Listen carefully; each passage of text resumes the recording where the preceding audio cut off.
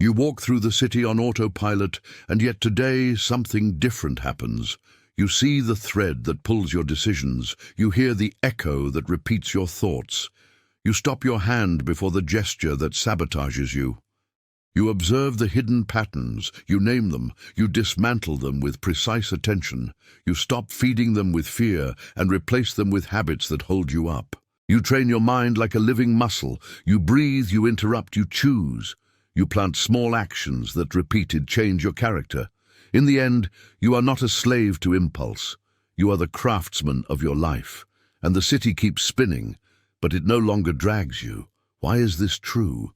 Because what you repeat sculpts you, because the brain learns by imprint, and the mind by habit, because Buddhism doesn't ask you to believe, it invites you to try. Thousands of hours of practice taught the same in different words. Attention, understanding, action. What you think frequently becomes a groove. What you do consistently becomes a path. If you change the gesture at the exact place, the result changes.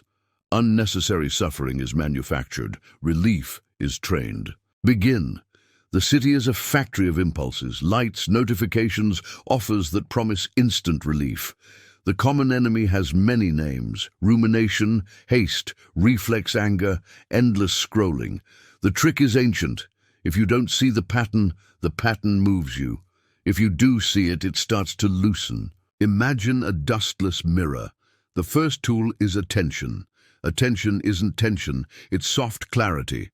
Try it right now. One single breathing cycle.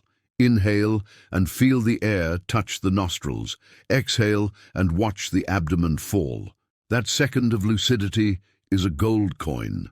With enough coins, you buy freedom. There are 3 bells guiding this journey. First, everything changes. Even thoughts that seem like stone are clouds that pass if you don't hold them. Second, what you water grows. Repeated attention is irrigation.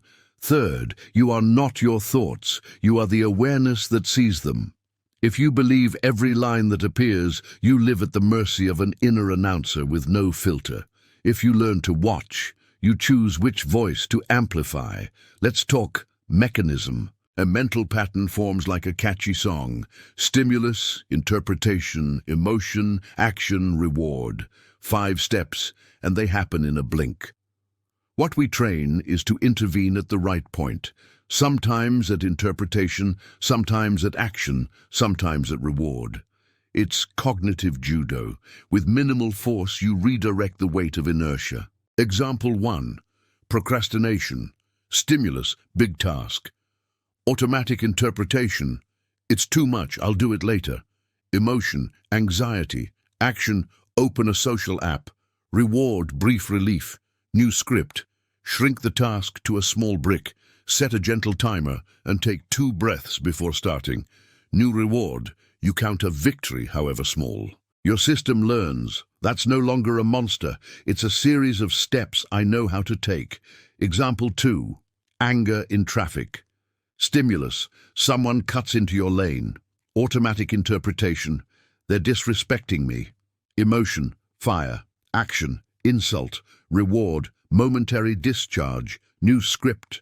Rename the stimulus. Car cuts in. Body on alert. Put attention on your hands on the wheel. Unclench your jaw. Drop your shoulders. Action. A 3-breath space. Reward. Quiet pride for not giving away your peace. In a week, the commute becomes a rolling monastery. Example 3. Nighttime rumination. Stimulus, bed, silence. Interpretation. I have to solve everything now. Emotion, restlessness. Action, turning it over and over. Reward, a false sense of control. New script, notebook by the bed, you dump pending items in 3 lines. A brief thanks for what did happen, stair-step breathing. Reward, sleep that arrives without struggle. In a season, the brain learns that night is for rest, not, as the master said, for cooking stones. Buddhist practice calls these imprints mental formations, grooves that organize experience. They aren't destiny, they're habit. Change the fuel and the fire changes. What's the fuel? attention, language, gesture. What douses the fire? Understanding, compassion, patience. Attention, 3 portable anchors. 1, the body. Notice a physical point when the impulse bites. Soles of the feet, contact with the chair, center of the chest. 2, the breath. Don't force it. Watch it. 3, sound. Open your ear to what is. A city murmur, a thread of silence. These anchors bring you back here, where you can choose.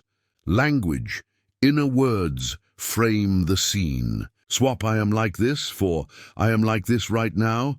This always happens to me, for today this happened. I can't, for I can't yet. Small turns, big new rails. Gesture, the body lies little. If you clench fists and grit teeth, anger finds a home.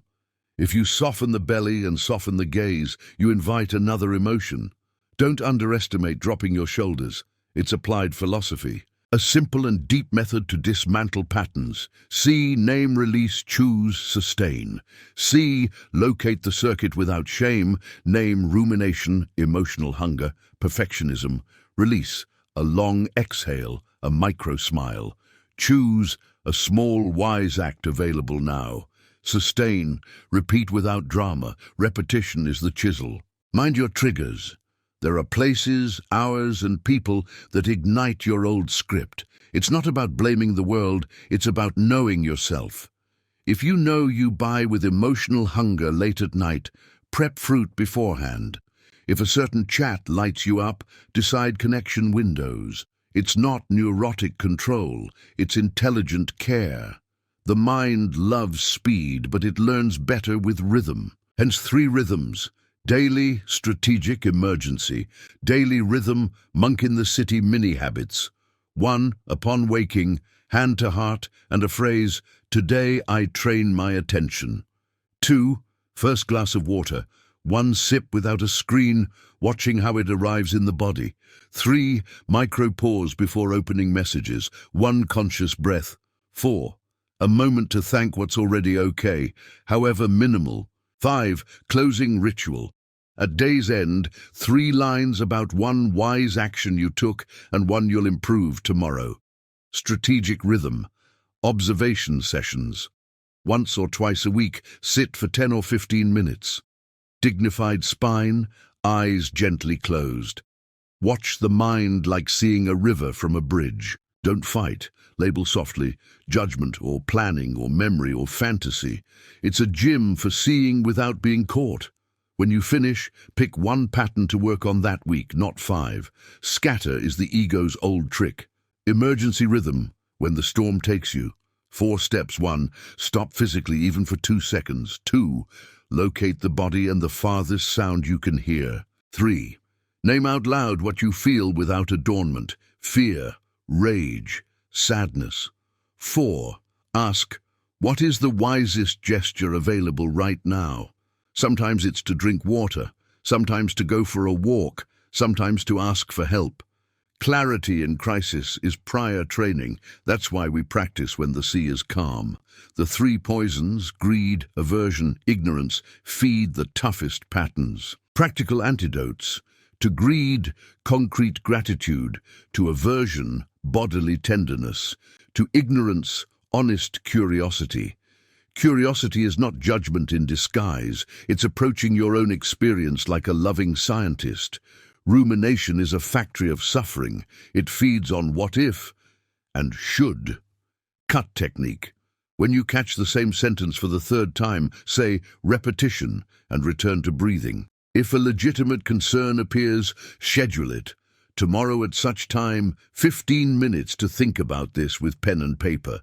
When the mind feels taken seriously, it calms. The subtle addiction to instant dopamine is reversed with slow beauty. Train non-addictive pleasure, a well-made tea, a book without multitasking, a present conversation, a walk counting steps. Wise hedonism isn't forbidden.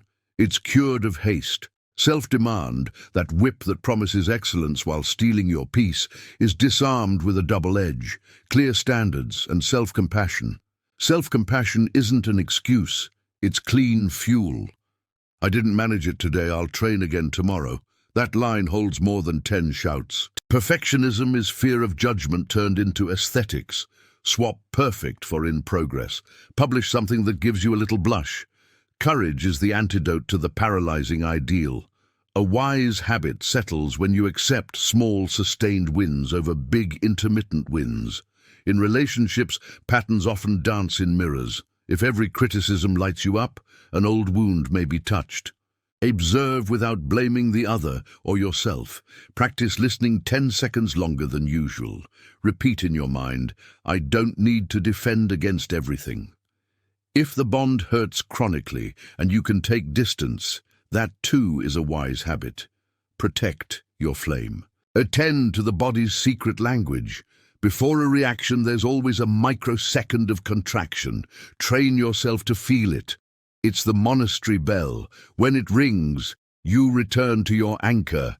If you already reacted, don't flog yourself. Repair if you can, learn if not, and release. Buddhism speaks of right effort.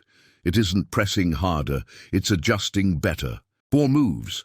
Prevent unwholesome states from arising. Abandon those already arisen. Cultivate wholesome states. Sustain those already present. Simple and cyclical, that's how you re-educate a life. A useful map for habits. Cue, routine, reward. Cue, the spark. Routine, the act. Reward, the prize. If you don't change the reward, your system rebels. That's why, when you replace a harmful habit, keep the underlying prize. If you check your phone seeking relief from boredom, swap for 2 minutes of breathing plus a song you like. Same prize, relief and rhythm. New routine, health instead of scatter. Another map, the 4 questions. What do I feel? What do I need? What is truly under my control? What is the smallest gesture that embodies that control? It's a stairway back to the present. Emotional eating is a common pattern. Don't fight it with shame. Understand it with kindness. Before opening the pantry, ask, "Hungry for what?" It might not be a cookie. It might be a pause, water, affection. If you eat anyway, eat consciously. Savor. Leave judgment off the plate. Shame hardens. Awareness transforms. Money awakens deep patterns. Comparison, anxiety, approval. Wise habits. A simple budget reviewed weekly. Delayed decisions for impulse purchases. Gratitude for what already sustains your life. Don't confuse worth with balance. That equation keeps you hungry even with the table set. With technology, clear pacts, windows of connection and windows of silence, monk mode notifications when you work or share. 1 day a week of deliberate use. You choose what to watch. You don't let the algorithm choose for you. Attention is your real currency. Don't give it away in pennies. Guilt over the past is a heavy habit.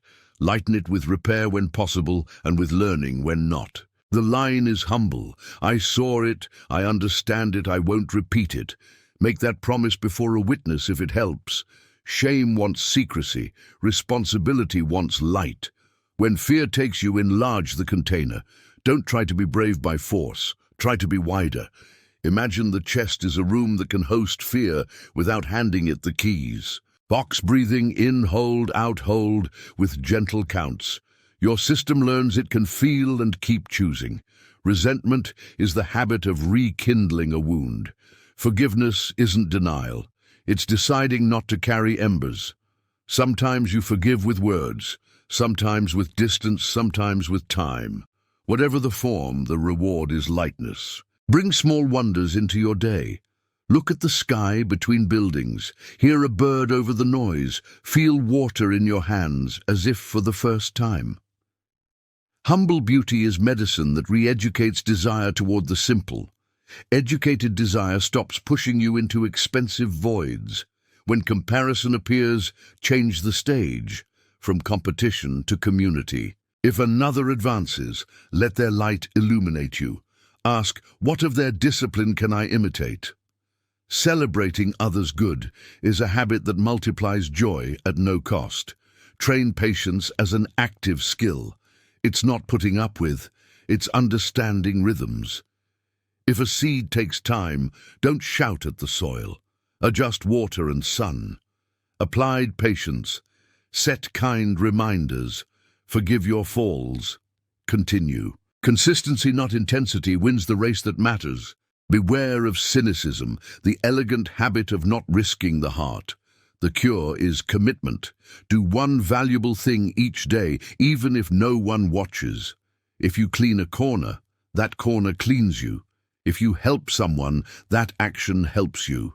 The mind learns that meaning is made, not awaited. Urban spirituality doesn't ask total retreat, it asks for brief, portable monasteries. A bench in the square, the bus seat, the market line.